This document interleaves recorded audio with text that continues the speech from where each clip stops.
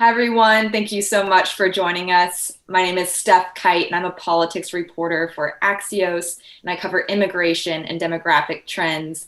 I'm really looking forward to this conversation today about immigrants and their role in the food supply chain and in manufacturing. And I'm so pleased to introduce our two panelists today, John Tyson and Jay Timmons.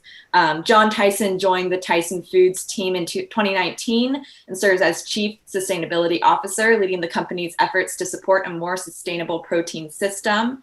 This includes driving improvement by implementing the company's sustainability strategy, as well as managing the sustainability, animal welfare, environmental, and social responsibility teams. Jay Timmons is president and CEO of the National Association of Manufacturers, the chairman of the board of the Manufacturing Institute, the NAM's workforce and education partner. The NAM is the largest manufacturing association in the United States, representing small and large manufacturers in every industrial sector. And Jay is the leading advocate for the nearly 13 million men and women who make things in America. Thank you both for being here. Thank you. We're going to jump right in. John, we're going to start with you. What role do immigrant workers play in our food supply chain and at Tyson Foods in particular? Sure. Well, again, Steph, thanks for doing this for us. Jay, it's a privilege to be on the panel with you, and thanks to the National Immigration Forum for convening this event. Just quickly, before I answer that question, just orient the group here to Tyson. We are a roughly $40 billion US-based protein company, headquartered in Springdale, Arkansas, where I'm talking to you from today. And we produce chicken, beef, pork, and prepared foods that is made in over 100 locations and sold all over the world. Steph, to your question, immigrants play a huge and significant role in our workforce. We're proud to have team members from all over the world, 30 plus nationalities, I think count in our workforce. And we know it takes a diverse set of skills, knowledge, and background to make us successful and truly make our company great. And so that's why we're proud to be part of this conversation today. Awesome. And, obviously you can't really talk about anything this year without talking about the coronavirus and the impact it's had across the US in every industry. Can you talk about, John, the incredible effort it has taken to continue to put food on American tables during COVID-19, the pandemic, and how immigrant workers contributed to that effort? Yeah, thank you for asking that question. COVID took everyone by surprise, obviously. And the challenges that our whole country faced, our company was not immune from them. So I can tell you a little bit about what we did starting all the way back in March and how our investments in protecting our workforce has evolved. The first thing that people must know is companies like ours, I think the first thing we did was invest in the safety protocols, the temperature screening, the personal protective equipment, so that people could come to work comfortably and confidently that they were going to be safe. I think the second big thing that people often forget about or maybe take for granted is the importance of educating and communicating with our team members. Of course, the federal government is not always reaching out to people in 20 or 30 languages, depending on who's working for us. However, we make that effort to translate and communicate across language barriers so that everyone is getting the information that they need to keep not only themselves safe, but their families safe. And then the last thing we did that we're really proud of is we implemented a serious and significant testing protocol at a lot of our facilities back in the April-May timeframe. And we've since evolved that and now have in place what is really a permanent and comprehensive monitoring program that includes testing in order to assess and mitigate any potential risk of the coronavirus existing in our workforce. So I think that when we talk about the food supply, when we talk about keeping the economy running, you can't do that without American immigrants. And we're grateful to them grateful to our workforce for the courage that they had coming to work every day. And, we feel a sense of responsibility to provide a safe workplace. And I think we've done a good job doing that. Great. Thanks for sharing that. Jay, let's move to you. I also want to hear what role immigrant workers play in the manufacturing industry and among the businesses that are a part of the National Association of Manufacturers. Sure, Steph. And that is a great question. And I just want to say how proud I am to be able to work for and represent companies like Tyson's and the 13,000 other manufacturers that are part of the National Association of Manufacturers, especially this year. You've talked a little bit about the coronavirus, and John, you talked about nobody expected it, and boy, that's for sure. But the sector of our economy, the men and women of manufacturing, were the first to step up to take this silent enemy very seriously and try to get it under control. And Tyson's was a best-in-class example of really getting out ahead as quickly as they could to make sure that their workforce was protected, and not only their workforce, but by protecting our workforce from this silent enemy, we also protect our communities, we protect our economy, we protect our schools. So a big shout out to Tyson's. John, thank you all so much for the great leadership that you've shown. Thanks, and Jay. Specifically, Steph, to your question, high-skilled immigration professionals really fill critical roles across the country. You think about researchers and scientists and engineers and technicians. Workers for these roles are in very high demand, and H-1B visas and employment-based immigration are one way manufacturers fill these immediate needs while we work to strengthen our domestic talent pipeline. And that pipeline is so important because even though manufacturers lost 1.3 million jobs during the pandemic, we've filled back about half of those, we still have 460,000 jobs that we can't fill. And so we need that pipeline to be very robust.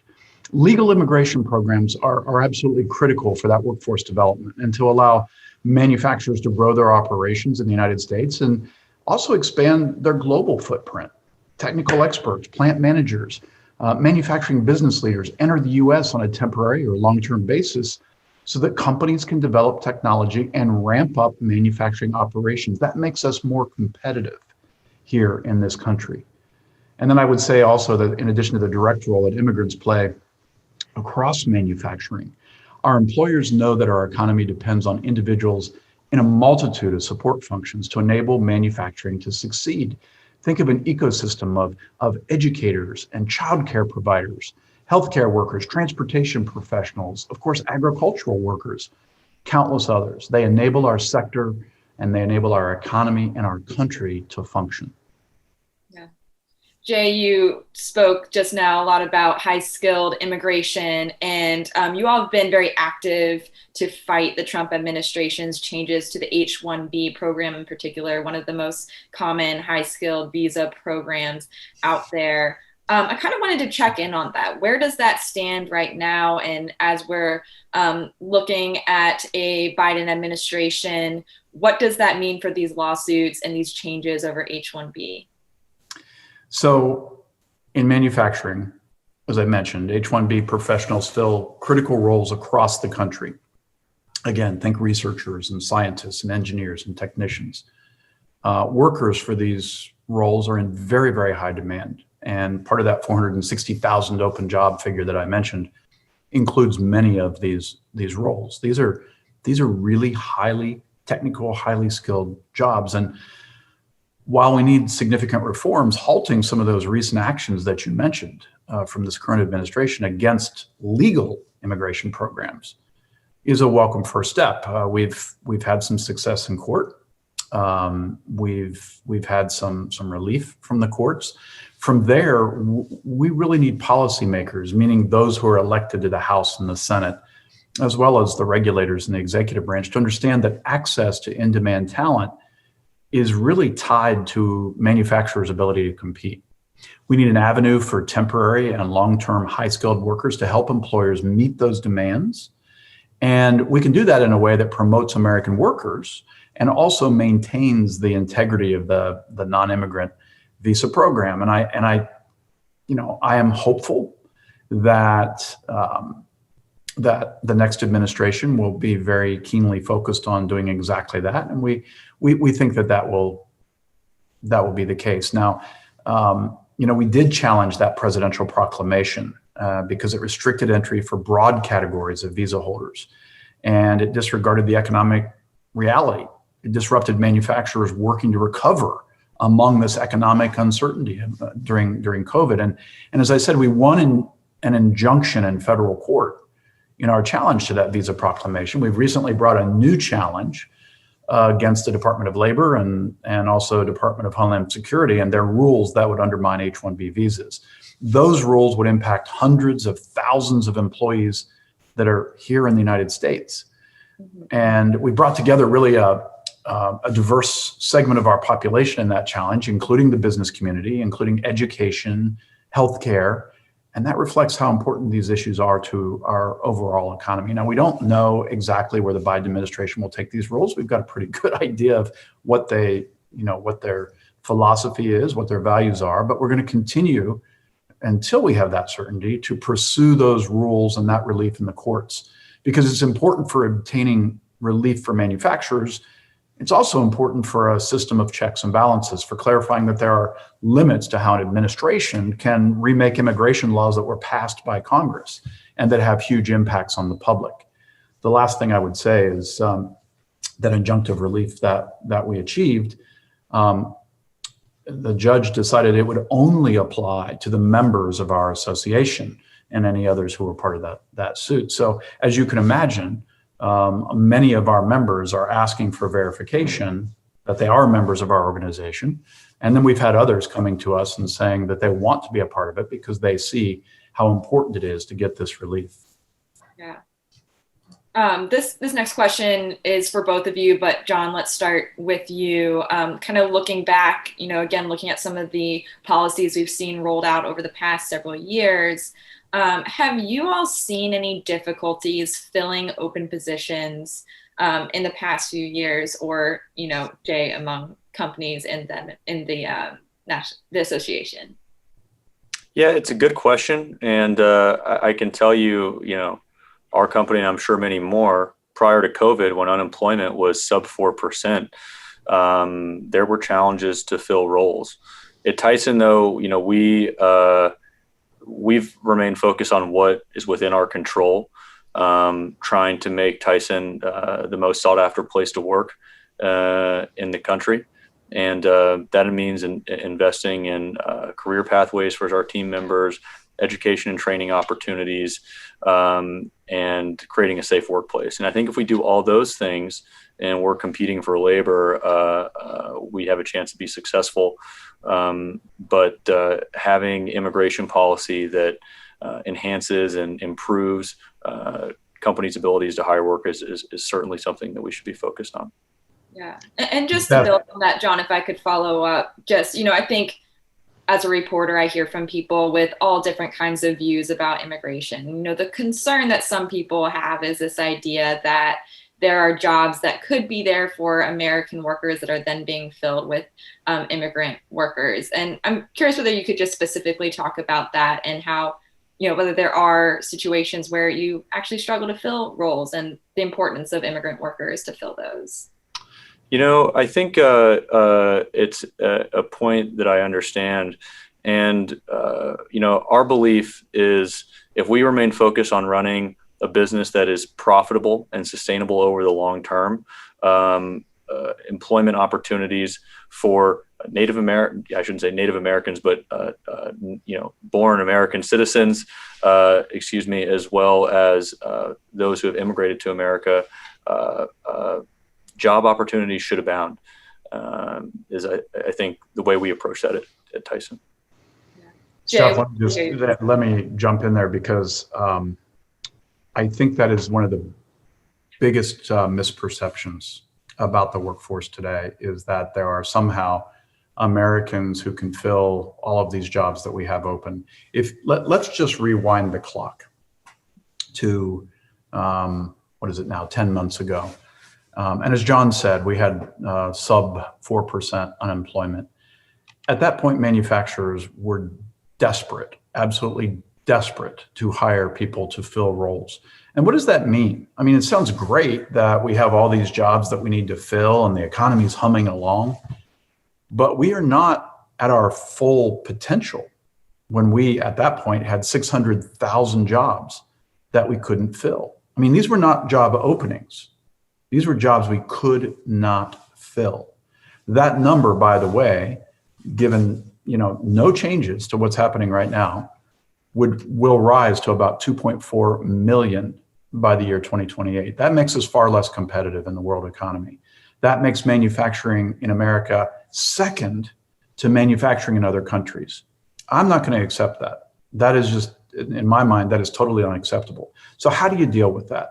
First and foremost, businesses like Tyson's, like others, companies all across this country are investing in those who currently work at their facilities. They're upskilling them, giving them new skills, new training, and providing them opportunities to future-proof their jobs, meaning that technology and new ways of doing things and new markets are not going to threaten their jobs and their livelihoods. They will be part of those companies because they have received that training. I'm really proud of our companies for investing in their own people. But we still can't have a major deficit. I told you that we have 460,000 jobs in the middle of the worst economic situation we've had since the Great Depression. And it's because we can't fill those jobs. So if you just look at the undocumented population, manufacturers follow the rules, even if they're rules that aren't so smart. And we have 13 million undocumented Americans in this country. How many of those people have the ability and have the skills to fill those 460,000 jobs that we have open? How many have the skills to fill the millions of jobs in other sectors that are open? And instead, they're sitting in the shadows. Manufacturers won't hire somebody without the appropriate checks and paperwork and documentation, but we sure would like to be able to bring those who want to be part of our productive economy and our productive society into the light and make them part of our manufacturing family. Absolutely. And so, Jay, you all have been, as I mentioned upfront, in fighting the Trump administration's efforts that make it more difficult in many cases to hire immigrant workers in some of these critical roles that you've been talking about. But I'm curious to hear from you whether you think there are any real problems with programs like the H-1B program that should be fixed to provide some kind of a protection for American workers. So look, I think that anything that you've got, any program in the federal government or in government itself or private sector, there's always room for improvement. We know that, and that's not a,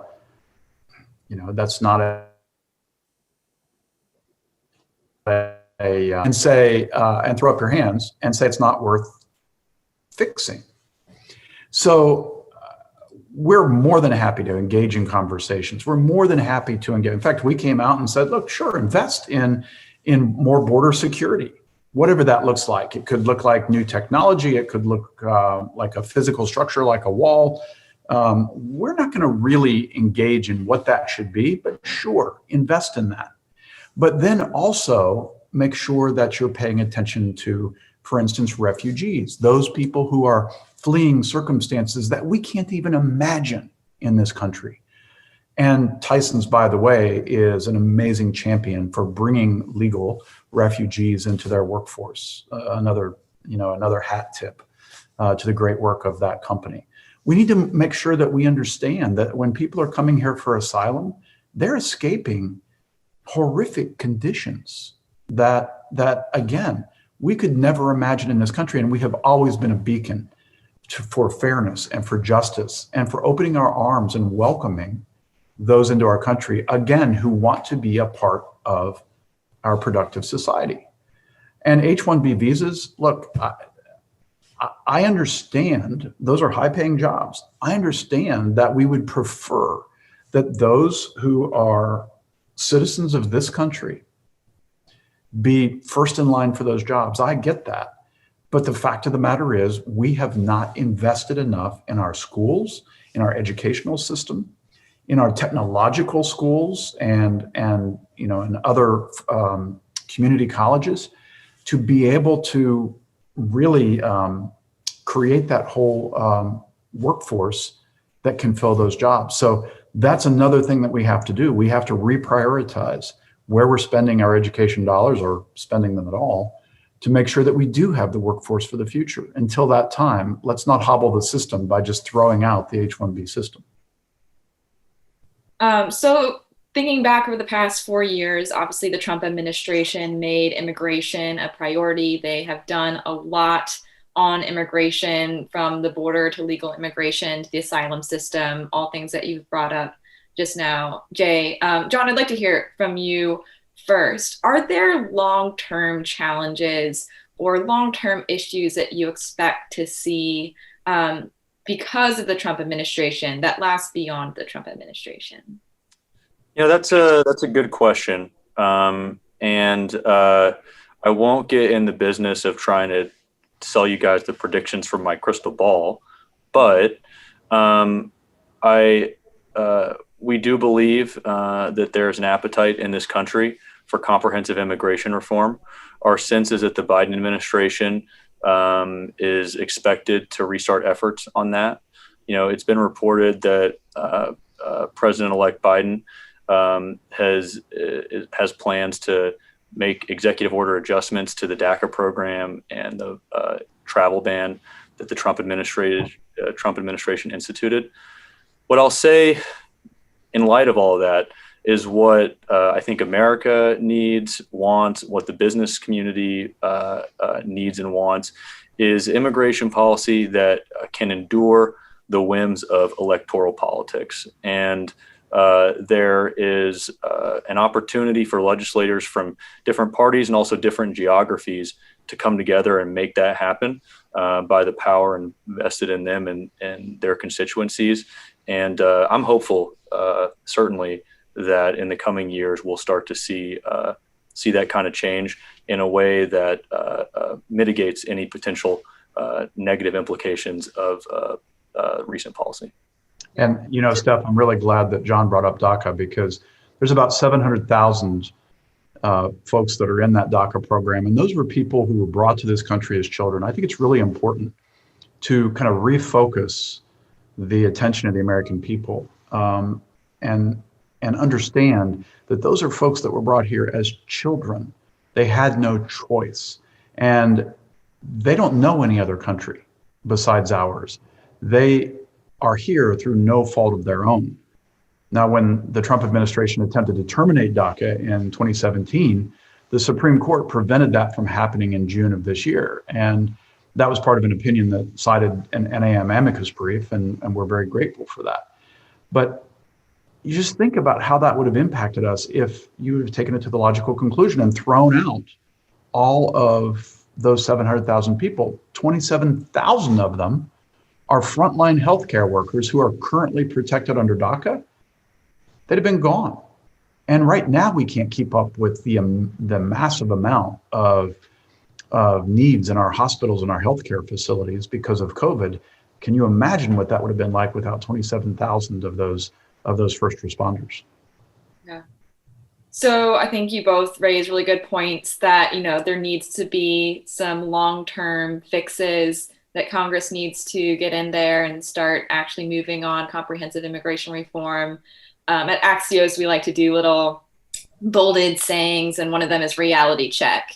And so what's the reality check here? If, we have Joe Biden in the White House, of course, we're waiting to see how the Senate shakes out. But if there is divided Congress, what is the reality of actually getting some of these immigration issues to be talked about, to get changed, to get fixed? Where do you all see the best chance of compromise? Jay, you want to go first? Sure. As I'm sitting here thinking about the congressional delegation in your state, and yeah. Here's what I would say to that. I just truly believe that there is a coalition of members of Congress from both parties who know in their minds and in their hearts that comprehensive immigration reform is an imperative for this country. because it has divided us so significantly in ways that we know just simply aren't valid and not accurate. At the NAM, we released it a couple years ago. It was called A Way Forward. It's a plan for action for comprehensive immigration reform. And we produced this with the understanding that the current administration was not exactly a fan of immigration reform. But we heard that there were people in the administration who really did want to see something happen. So this plan was designed to be a very pragmatic plan. It's not going to make everybody happy, but I will say that it will solve problems. And that's the goal of the NAM. So here's what A Way Forward does. It ensures border security, as I mentioned before. It reforms legal immigration to reflect America's workforce needs and prioritizes those workforce needs by increasing employment-based immigration as a percentage of overall immigration. It reforms temporary worker visa programs to reflect employer needs. And it provides certainty for those dreamers that we mentioned, the DACA recipients, and also individuals in TPS, temporary protected status, and includes a pathway to legal status and citizenship under certain conditions. It reforms asylum and refugee programs so that we have a more orderly and humane system. It provides a pathway to legal status for those 11 to 13 million people here who are living in the shadows that we talked about before. And then I think most importantly, because we are a nation of laws, it strengthens the rule of law to ensure proper enforcement going forward. We know we've lost control of the system. It's important that we get our arms around that and strengthen the rule of law so that we have proper enforcement in the future. Yeah, Jay, well said. I think it's hard to build on that, but I'll try. Stef, you asked the question, what happens with the divided Congress, or depending on what shakes out in the Senate, how does that potentially impact what happens in the future? And I think whether it's a Republican-controlled Senate or a Democratic-controlled Senate, in either case, a very narrow margin for immigration reform and policy, and also, any policy in any matter, whether it's healthcare, education, you name it, for that to be enduring and trusted by the American people, there has to be bipartisan support. And I'm hopeful that that's what we're going to see in the coming years. I can't guarantee it. I don't know for sure. But I think if we have that underpinning if we have that collaboration underpinning any type of immigration reform, it has a better chance to be successful. And John, your voice and the voice of your executives at Tyson, as well as business leaders across this country, I think are so important to be heard. We all know that this is a heart issue for many, but at the same time, it is an imperative for the business community. And I think we have an outsized voice in this debate. And I'm very hopeful, to your point, John, that we have a bipartisan audience who's willing to listen.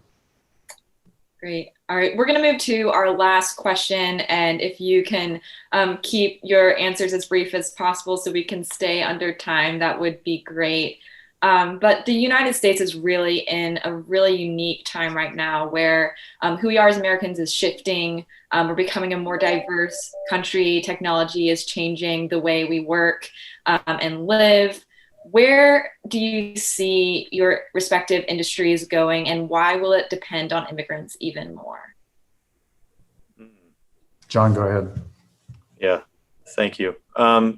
That's a great question. And I think that I'm going to build on a point Jay made earlier, and it was he talked about investing in the education and training of our workforce so that we maintain the vitality of the innovation in our industry, whether it's the food production system, manufacturing technology.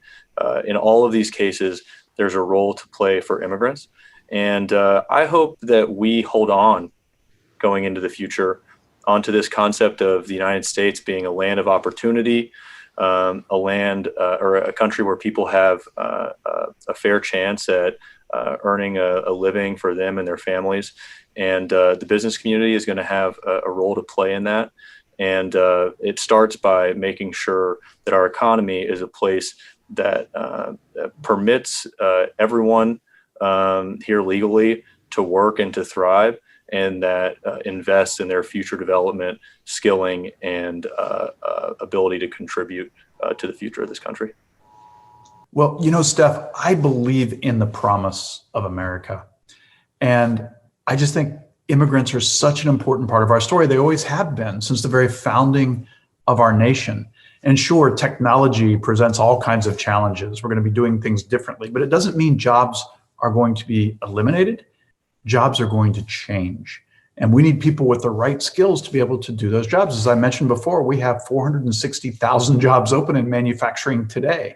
And we can't find folks with the right skills to fill them. That number goes up to 2.4 million in just a few years. So everybody is important to this equation. Everybody is important to our success as a sector, and also to the success of America and America's economic might. Diversity makes us stronger. Diversity brings in all kinds of new talents and all kinds of skills. So the immigrant population is so important to our success. But you know what? I want to end today with a reflection. A couple of years ago, after having spent many years advocating on behalf of comprehensive immigration reform, I had never been to the border. And I'd heard so many stories, and there were a lot of politicians that were making some very strong accusations about things that were happening at the border and who was crossing that border illegally. So I decided I wanted to see for myself. So I went down to McAllen, Texas, and I had an opportunity to go directly to the border and to watch folks coming across the Rio Grande and coming up the other side, walking down that path and walking right into the hands of immigration agents who promptly arrested them and processed them. And one of the immigration agents allowed me to stand with him while this was happening. And he was great. He translated my questions to the folks that were coming over. And I was asking questions about, why did you make this journey? Why did you take months to cross in the middle of a very hot summer to get to the United States? Why was that so important? And time after time, I heard stories about the atrocities that were being perpetrated onto these people in their home countries, the crime. One woman had her husband murdered, and she took her two babies with her, literally carried them for hundreds of miles just to come to this land of promise. That's the America I know. I was also able to spend some time with Sister Norma at Catholic Relief Charities, and I watched what they did every single day as they welcomed between 600 and 1,200 people every day into this small facility that was once a nursing home, and they fed them, they gave them proper nourishment before they were able to get out onto their own. I understand, by the way, the National Immigration Forum honored Sister Norma at your event last year, and I'm so happy to hear that. That's the promise of America. That's what makes America so good and so decent. We do provide opportunities for those who have nowhere to go, who have been through such terrible situations. And I'm proud that the National Association of Manufacturers and all manufacturers are working so hard for comprehensive immigration reform to bring people out of the shadows and let our economy be as productive as possible. Thank you so much, Jay, and thank you to both of our panelists for participating in this fascinating discussion.